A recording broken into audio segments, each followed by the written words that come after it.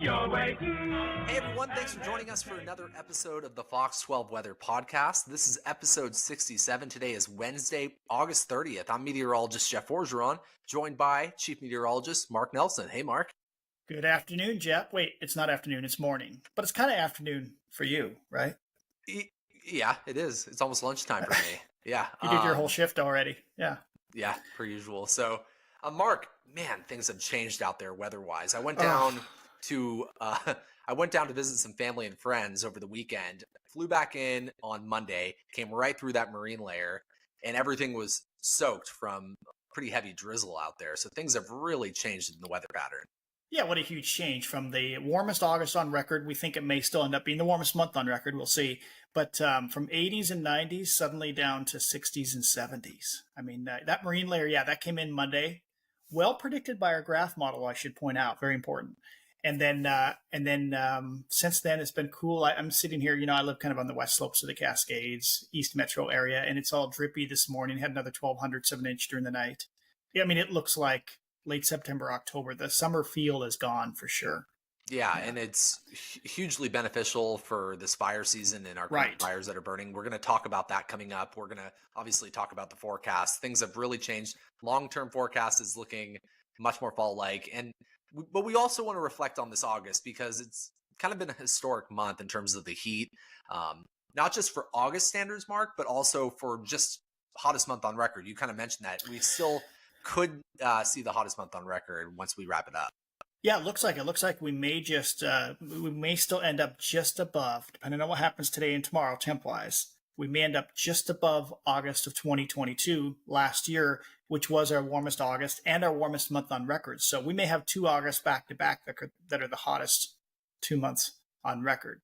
And we should point out that at PDX that's easier to do because of the nights. Not only we know our climate is warming, right? Yeah, we're getting these hotter summers, but the overnight lows have come way up at PDX higher than at many other suburban or rural locations because of the urban heat island. It's pretty obvious that sticks out in cities.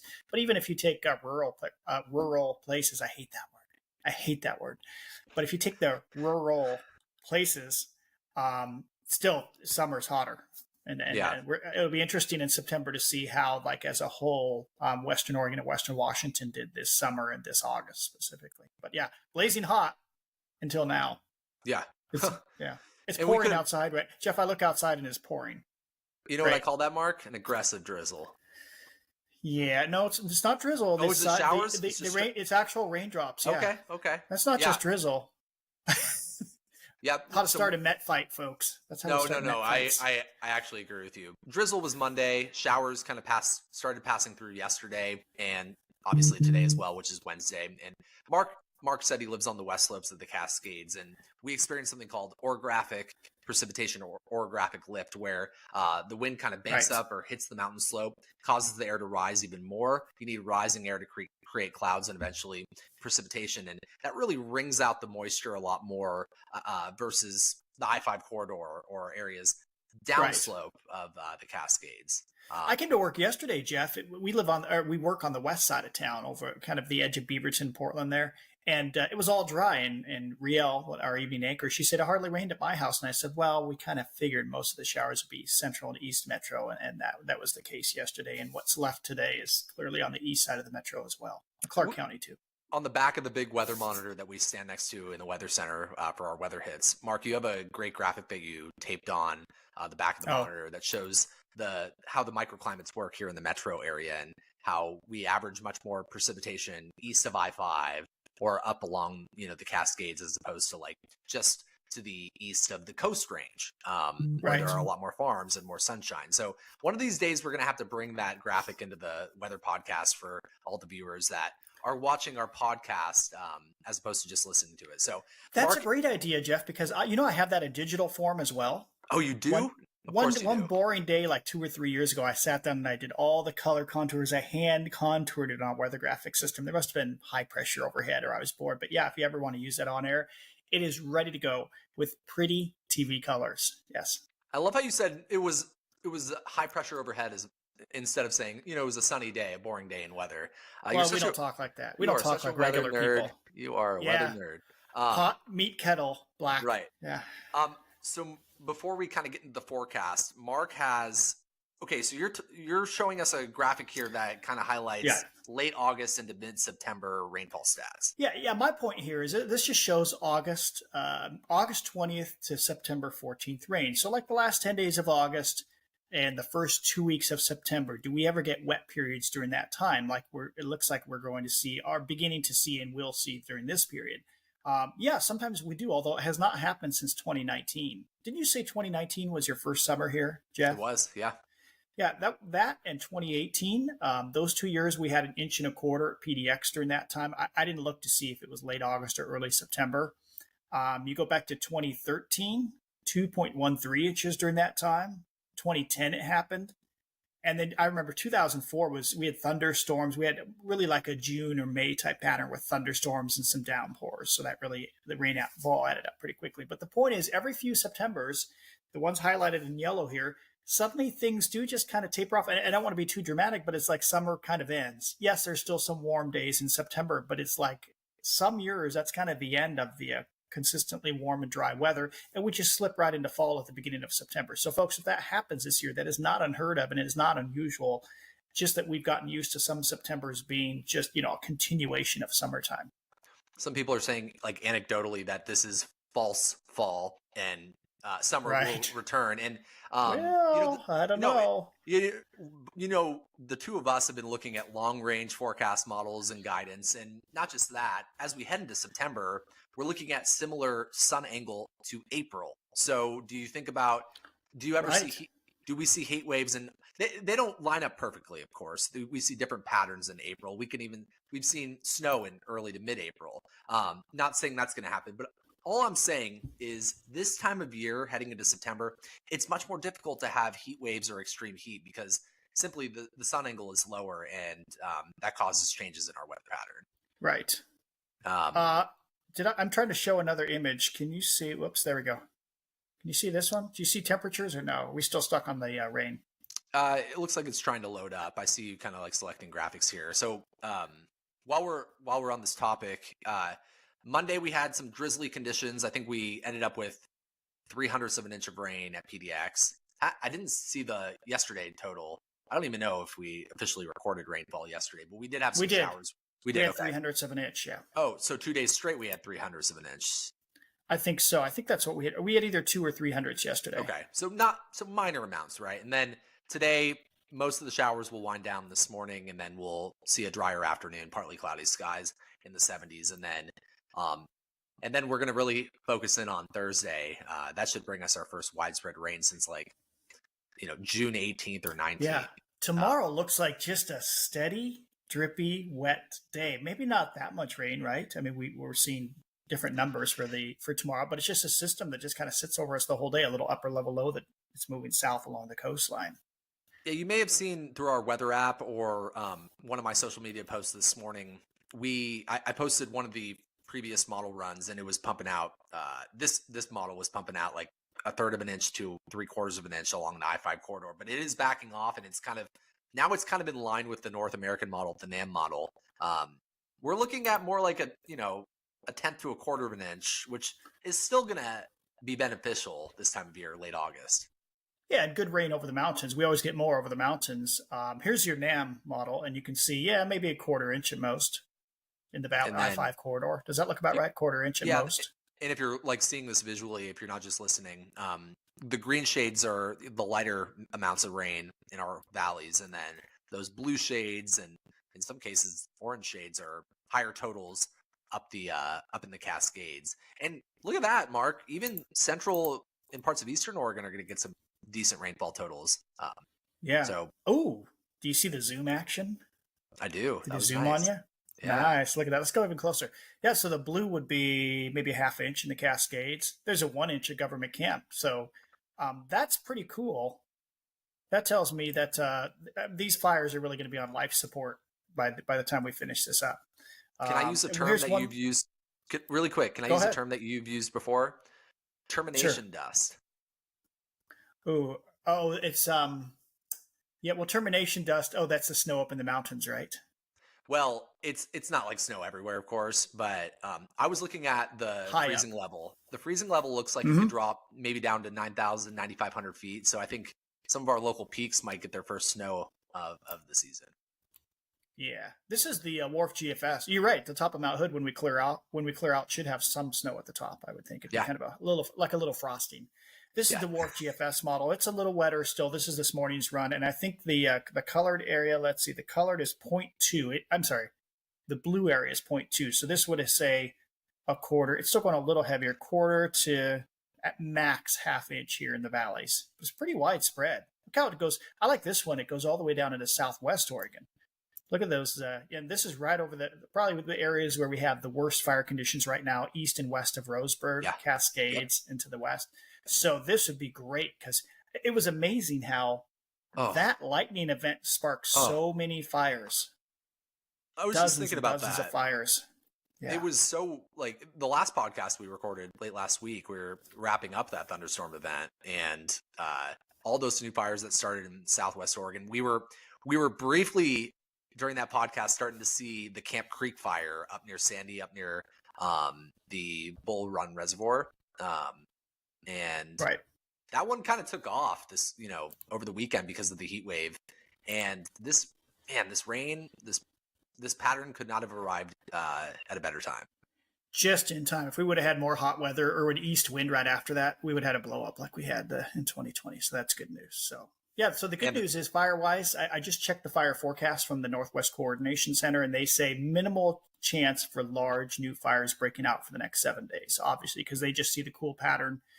Even though the really big fuels are extremely dry, the driest of the year, they will gradually moisten over the next week. So good stuff all around. We're not saying fire season is over, but some years like those wet periods, like the ones I had highlighted, those late summers and early fall, sometimes fire season just kind of tapers off and that's it. So just because it's extremely hot and dry in July and August does not mean a disaster is going to happen in September necessarily. It all depends on what happens with the weather. That's my sermon. I'm so grateful for today.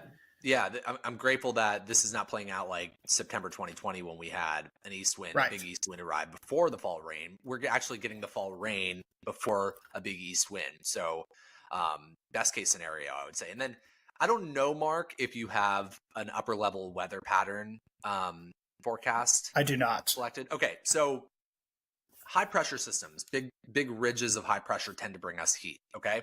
The reason why we feel relatively confident in the extended forecast staying relatively unsettled is because the big ridge that would normally bring us heat late summer into early fall is staying. It looks like it's going to stay offshore over the Pacific Ocean. And that's just going to keep the door open to more disturbances dropping in from the Gulf of Alaska that would bring, the cooler pattern, the wet pattern, even higher humidity with the marine layer seems, like something we can count on. Right. So that covers our weather pretty well, I think, right? That covers our Cooler weather. and cloudier than normal. Yeah. Right. And I wanted to make mention that something that happened this morning nationally, we had a big hurricane, Hurricane Idalia, that made landfall in Florida's Big Bend region. This made landfall. It actually strengthened to a Category 4 overnight early this morning, Mark. That's right. But then as it made landfall, it was downgraded to a Category 3, but it still brought really intense storm surge where the water rises and gets forced inland. So there was big time saltwater intrusion to the Florida coastline. Heavy rain. There were tornado watches, I think a few tornado warnings down in central Florida.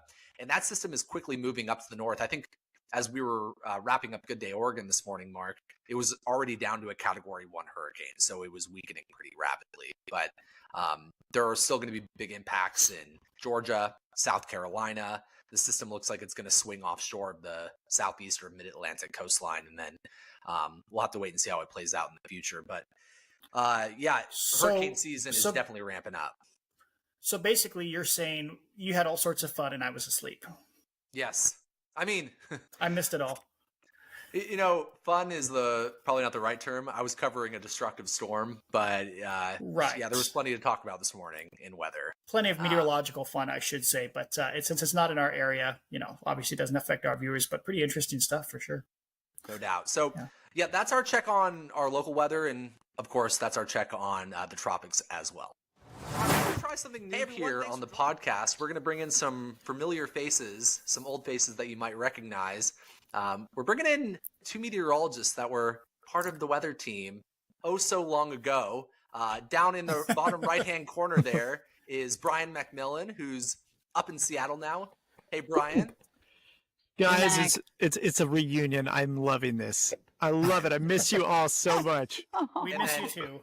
And then in the bottom left, if you're watching the podcast, not just listening, we have Ann Campolongo, who's out in Iowa now. Hey, Ann. Hi. I honestly did not know. I thought the video was going to be for our chatting, and I didn't know it was going to be. Yeah, I didn't know I needed to look like you guys look pretty nice and whatever. It's fine. You always look nice, Ann. Thank you, Brian. Yes. You look great. I just had a facial, so my face looks good. TMI? No? Okay. No. And I'm curious, where are you at right now? Because I see a lot of like concrete behind you and all of that. Where are you at? In my condo. This is your condo? Cool. This is my condo. Is this a tornado shelter? It is. It could be. I am on the first floor. Oh, good. I shouldn't be telling people that. So yeah, someone could be finding me. You guys actually have real tornadoes out there. We do. Oh my gosh. The weather out here has been crazy. So crazy. So we should point out to our viewers and people that maybe are new, because TV things change quickly in television broadcast news. So 2 years ago, for about 3 years, we were the same weather team, right? We were everybody was working at KPTV. That's right. I'm sorry, 3 years, all 4 of us. Brian was here for like forever, but 12 years. I was there 12 years. Yeah, but then about 2 years ago, you both left and went to different places. So first, tell us where you. Well, we know who you are, but tell us where you went first, and where did you go? I went to Des Moines, Iowa. I'm at KCCI. Ooh, the powerhouse KCCI, the powerhouse of Des Moines. Yeah, right? yes, the legacy station here. And What Brian? shift are you working, Ann? Oh, I'm on the Brian shift. Actually, I do like 10 to 6, which was your old shift at Fox 12. So I do the nice dayside shift. But I've been filling in since our chief left. So I've been on night side, which I really enjoy for last month, and it'll be all of September as well. Okay. What about you, Brian? Where'd you go? Where'd I go? You guys know where I went because you came up and visited me. But I went to. Don't know. You're right. I went to Seattle, and I am the morning meteorologist up here for what we call Good Day Seattle. I know, Jeff, you're on Good Day Oregon. We're on Good Day Seattle. Where did you get that name? I have no idea. Did you steal that from us? Well, it's all over the country. There's Good Day LA, there's Good Day New York, there's Good Day Santa Fe. I'm making that one up. I don't know if that's true, but Santa Fe. Hey. But yeah, so I'm on from 4:30 in the morning till 10 o'clock every day. That's crazy. Ooh. Yeah. How has that shift been? I'm actually curious. Sorry. How's the shift been? Yeah. It is well, it's a lot of fun. I mean, we have really good people on this shift. It's a lot of TV. So I've had help with Abby Aconi, who's been working with me. So a few days a week, she'll take over that first hour and a half. That's helped kind of break things up for me, so I can have the energy for the Right. 6, 7, 8 o'clock shows. So basically, you go out for coffee during that time. Yeah. I just sleep in a little longer. Yeah. Okay. Yeah. Can I just say we're close enough to where Ann has taken over the podcast and she is asking people questions now for us. Thank you, I thought Ann. that was pretty good. Ann just took control. That's good. That's a good skill to have, Ann. Thank you. So we should point out that Brian's at a sister Fox station as well, I guess we could say, because yes, you're a Fox I am. affiliate. We are a Fox affiliate. Ann, are you CBS or NBC? CBS. CBS. Do you produce newscasts for another station in town like we do for our PDX TV? I mean, Fox 12 Plus. We have a what's it called? Me TV Des Moines or something. I forget. It's on 8.2, so we do like one show there during the week, but that's it. 8.2. 8.2, yeah. And Brian, do you produce a newscast for another station or no? We do on the weekends for our weekend morning shift. And then for some of our evening newscasts, we have a Fox 13 Plus as well. So we, just like you guys have Fox 12 Plus, we have Fox 13 Plus. Funny how that works. Yeah, and so I figure my next questions here. Yeah. Sorry, Mark. No, that's okay. This is it. We knew this point of the podcast, things would flow out of control suddenly. Brian, do I hear noise behind you, Brian? What's going on there? Where Well, are we have you? another show. We have another show going on right now. It's Oh. called Studio 13 Live. You're probably going to hear some guitar music behind us We get live shortly. music in the podcast now. I You're love gonna have this. live music and everything. Sweet. Yeah, there's a lifestyle show that happens after our Good Day show that goes from 10 to 11, and that's what's happening behind me right now. Sometimes I get to do that show though, as like a game show host, or if they travel, I'll go and I'll do a bunch of segments out in the field and stuff like that. It's a lot of fun. You're perfect That's for that, though. You know? Yes, you are. I learned from Andy, and I learned from from doing it when I was filling in for him and all of that stuff as well, how to have fun and still do the weather out in the field. So yeah, good times. All right. My turn for a riveting question. Jeff is taking control again. Okay, so Brian has been in the Northwest still, so similar weather pattern. But Brian and Ann, I'm going to ask you the same question. I want Ann to go first, though. Ann, in the time that you've been away or that you've gone to Des Moines, you've been in your new home, it feels like she's going to come back at some point, right? We all hope and dream that she'll be back in the Northwest sometime soon. But Ann, what's been the biggest? I mean, huge difference in climate out there in Des Moines. Yeah. What's been the biggest weather event that you've covered out there? Definitely my first year was an EF4 tornado. And that was my first day doing severe weather coverage, like wall to wall, which is crazy. Yeah. So I had help. So it was me and another Met, but just the tornadoes out here, the hail is insane. Storms can just pop up and, go severe really quickly. It doesn't take much. I just remember working in Portland, and, we'd be like, oh, how much Cape, is that going to be enough to get anything in Portland? And here it's like, so the threshold is really low. So it's definitely brought back all the stuff you learn in school about Midwest weather and mid-latitude cyclones and fronts and stuff. But the severe weather has been crazy, and also the derecho that we got, which was also insane last December. That's right. Yeah. So it's like, you hear about all these weather events happening around the country, but you never think you'd be part of it. And then next thing you know, you're part of it. So whenever there was like a tornado breakout and things like that, we would always check in on Ann. We'd text her and, hey, you guys doing okay? You having fun out there? Yeah. And she made it. She survived. Hey, I got a question for you, Ann. Mm-hmm. What's a good Cape value? When do you guys get excited? Like, ooh, something might really get going today. I feel like, if we got, I don't know, I don't want to say because what was our threshold in Portland again? Like 2,000? 500. 500. Yeah. I forgot. Sorry. I've been excused for a while. 2,000. We're dead. Good Lord. I don't remember. Okay. I mean, honestly, 1,000 here, potentially, if we've got enough shear and if we've got enough moisture and something comes through, that would be enough. Really quick, there were three things that came up that the people that are listening that are not necessarily weather nerds may not quite understand. So tornadoes are categorized. Hey, you never know, Mark. You never know. Tornadoes are categorized on the enhanced Fujita scale from EF0 to EF5. EF0 is the weakest. We see those here in Portland.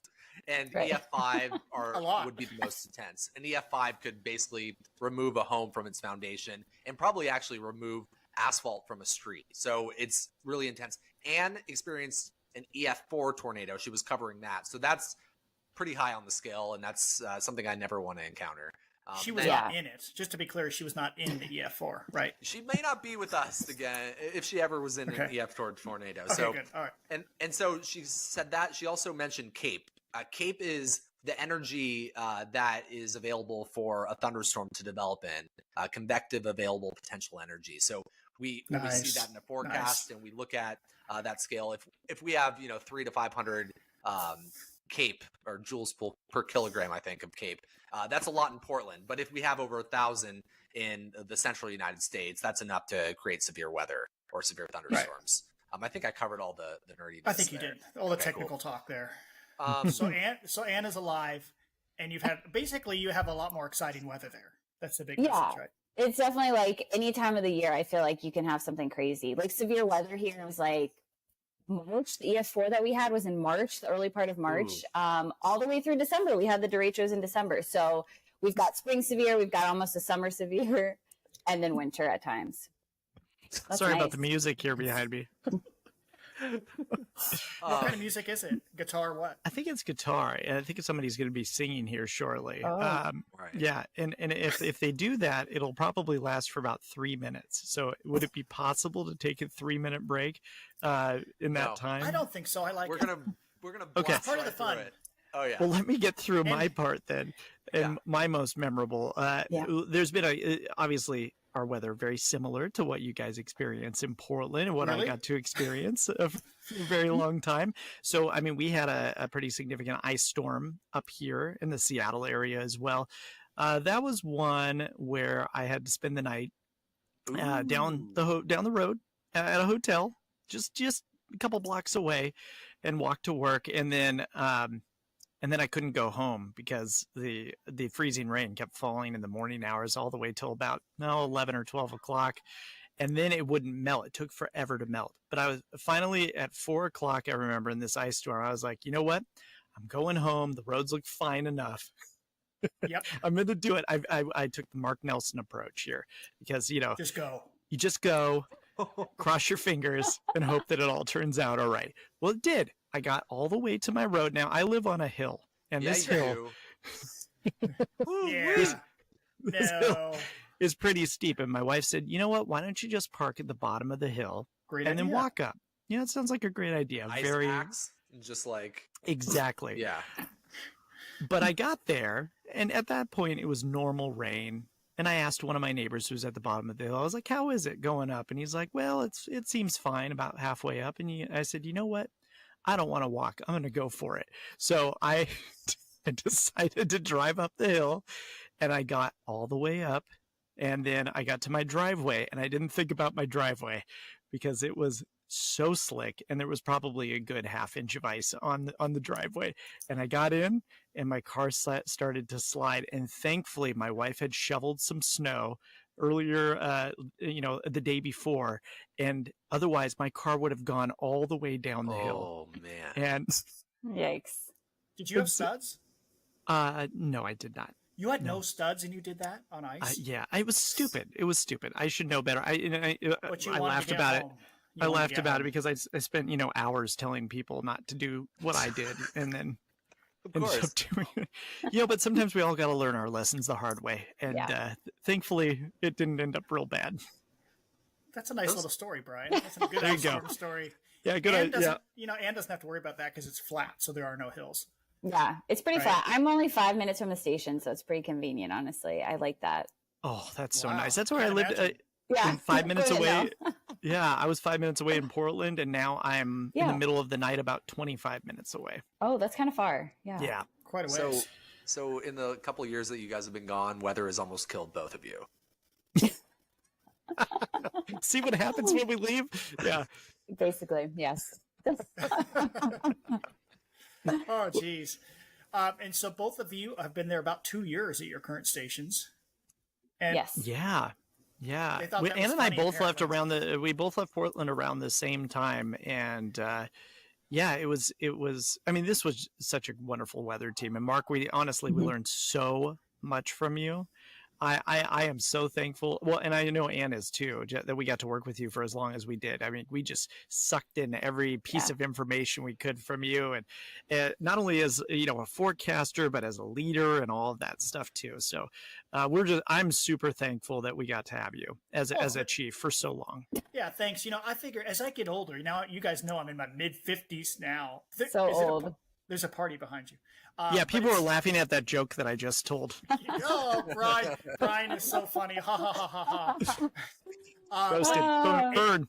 I just find as I go through life, okay, deep thoughts here. As I go through life, each person I've worked with, it's like you kind of gain a little bit more either knowledge or like, oh, here's something I do differently with somebody, and I don't know.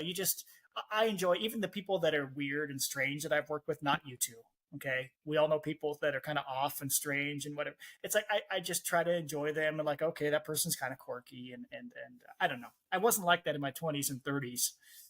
I feel like I'm not like that. That's a good point that you say that. I feel like, I get annoyed now. Mark, I've turned into you, maybe. I have my cold heart from working in TV news for almost 8 years. People annoy me and I get so annoyed.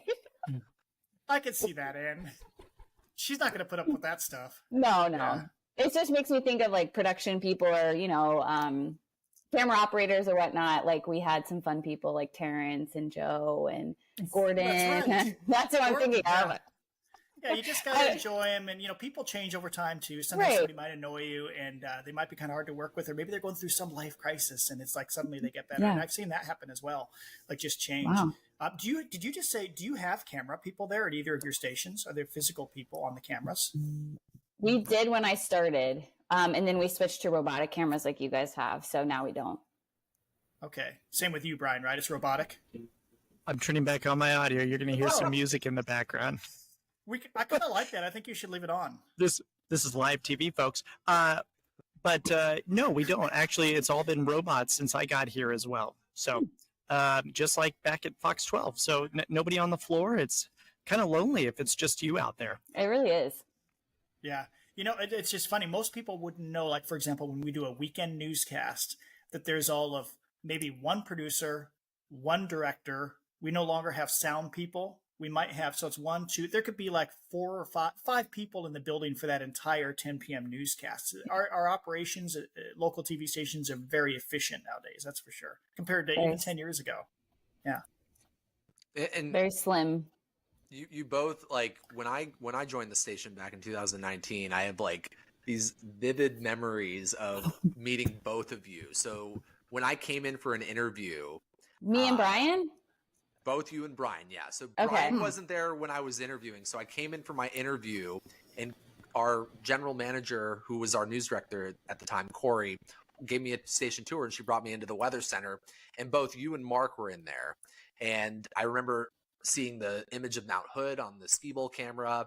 And then, Ann, you and I kind of just chatted, and you gave me some just general idea of what it was like to work at Fox 12, and just gave me like a really good vibe coming in. And then Brian, you trained me, and probably the funniest part was. Did I have a day off again? Is that why? Probably no. It was vacation day. I was there in like the noon show time frame. Right. Yeah, Oh, so yeah. you were out in Corbett doing something, Mark. But Brian trained me, and I remember kind of working on the forecast. And Brian, I remember you watching soccer in the weather center. Oh yeah, he did a lot of that. And then like 10 minutes later, Brian turned to me. He's like, "Do you want to go hit up that food truck?" And I was like, "Yeah, let's go do it." So yeah, we remember how the food truck would come to the atrium down the street. I do. Yeah, that's Yeah. right. So Yes. I wanted to ease you into things, Jeff, Yeah. and not I too think much the world. stress. It wasn't just any soccer game. I think it was the World Cup It or was something the like that. small I think it was details. World Cup. Yeah. Yeah. Yeah. No, Brian worked really hard. I don't mean to. Well, shift. He did. No, Yeah. and no, you trained me up, and you were like a big brother to me, and you still are, Brian. And you were raising your young kids. You still are. And now my wife is pregnant, so That's crazy. feel like I'm kind of following in your footsteps a little bit over here at Fox 12. So That's right. My kids now, they're both playing soccer. I'm coaching my son's team, and my daughter's playing as well. And they are, what are they now? They're 6 and 9. Wow. It's crazy. Yeah, it's life happens fast. do you have any new kids we don't know about? No new kids. Okay. Nope. Has that ship sailed? That ship has sailed, Mark. Oh, geez. All right. All done. All oh done. boy, yeah. Leave it to Mark. And Anne, you were lucky because, well, one thing about moving back to the Midwest, you're much closer to family. How far Yeah. are you, how far is it to drive or fly home now? Well, I don't fly, but I drive mostly. It's like 9 hours, 8.5. Do So you just not a long fly day. because you're afraid to fly, or do you just No, there's no direct flights. There's no direct flights, so it's like what's that saying? 1/2 dozen of the other. Yeah, I'm trying to think. 6 and 1/2 dozen of the other, whatever it is. Right. Because it would be like the same amount of flight time or flying time as it would driving almost. Anne only does nonstops. That's right. First class, nonstop. She's very, Otherwise, very particular. Otherwise, I'm driving. Yeah, and I take Flynn with me a lot, so that's the main reason. I drive. first Flynn, class? Yeah. my God. Flynn. Oh, yeah. Where's Flynn? Flynn is Talk about Well, Flynn. I rescued Flynn in who is Flynn? Portland right Yeah, before who we is Flynn all left the years? Fox 12. I rescued him from the Great Pyrenees Rescue Society. There's a lot of Pyrenees in the Northwest because of the climate, which makes sense. And He is not with me right now. He's actually in Ohio, but I drive him home to my parents when I go visit, and he comes with me. So that's me. No, that's a big reason why I drive. Yeah, of course. You're gonna take that dog in Big the airplane? No. No, he's like 90 pounds. And he only does first class as well. He wants that big seat, most likely. He would need that big seat. He might have some flight anxiety. Oh my gosh, he has storm anxiety, guys. Oh no. Yeah. What do you do? Since he's been on my parents, my mom says he's gotten better, but when he's like the storms in Iowa, they're loud, lots of lightning, thunder, hail sometimes, and I just realized we had a one severe weather day last August, and I came home and I had this like screen door to go out to my back patio, and he had ripped it down because he was trying to get outside because he was pawing at the door. He's just scared. It's like, I don't know what started it, what caused it, but he just gets nervous. So, yeah. Benadryl. Yeah. It's hard because you don't know how to, it's hard to console them. Yeah. Right. Yeah. I got like the drugs, the meds for him, but they're like the ones that make them like kind of loopy and just like out of it, and they last a long time. So the next day he's still like dragging, and I'm like, this is not fun to see. So we're working on it, but it's just kind of ironic. Not to be a downer here, but I did want to bring something up, and let me know if we don't want to talk about it, Mark. But your chicken Patch, too soon. He's a big boy is on her last legs, or this chicken? She's not with us anymore. She crossed the Rainbow Bridge. Yes, she has. She has gone into wherever. Now, Ann and Patch had a history. Yeah, they did. In fact, on our podcast, we talked about this. You have to go back way back. Yeah. Oh man. Yeah, go ahead, Mike. And do you still harbor resentment for Patch, or have you guys, did you kind of make up before she passed on? Well, I feel bad I didn't get to like console, say our last words before she passed. So she might still hold resentment against me too. I don't know. Feel bad. Oh, Patch. I'm just not a chicken gal. That's what I learned. Not all gals are chicken gals. Some gals are duck gals. Some gals are cow gals. I don't know. That's true. A lot of cow gals out here. Corn gals. Corn gals. Hog cows. Yeah, hogs. Oh, hog gals doesn't sound good, but you know what I mean. For those that don't know the story, Ann house sat Mark and had to. She didn't house sit me. No, she didn't house sit you. While I was on vacation. Okay. We'll get a nurse to do that. I'm not that old. Ann was there and had to take an egg out from under the chicken, and you were getting pecked at and everything. Couldn't do it. Yeah. Mother, just stick it in there, just grab it. The world's smallest breed of chicken, folks. The world's smallest breed of chicken, the size of a pigeon, and it scared Ann. It was bigger than a pigeon. She was a big gal. Oh, Mark, bigger than a pigeon. It was like a small turkey. She had a big personality. I think that was it. It was so scary opening the coop door and just like all these eyes looking at you with their beaks. Like it was scary. It was honestly scary. That's what they look like. Yeah. Hey, Ann, is it true that you have to go to the airport? We have to cut this short, don't we? Yeah, eventually. I have one thing I want to say though, because when you mentioned Mount Hood, Jeff, because when you can see Mount Hood and it's so majestic, and any of the mountains in the Northwest, around Rainier, even for where Brian is. But I don't have any mountains out here, and I do miss that a lot. But we have the state capitol here in Des Moines, and it's actually a really, really pretty building. And so anytime I see it, like you can see it coming in from the highway or when I'm driving downtown, and I call it like my Mount Hood of Iowa, but it's the state capitol. Neat. That's kind of cool. This big gold dome. It's really pretty. So I always think of Mount Hood when I see it. Yeah. Well, we missed both of you guys, but it's so fun to catch up. It's like with like old friends, old coworkers. You get back together. It's like we were never apart. And we have a group chat.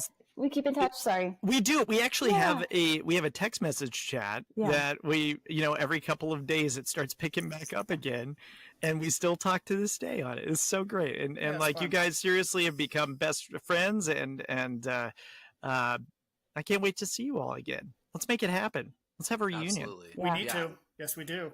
Yeah. Guys, thanks for taking the time to join us here on the podcast, and hopefully the weather cooperates and doesn't try to kill you anymore. in the coming years. Fingers crossed. Please tell us about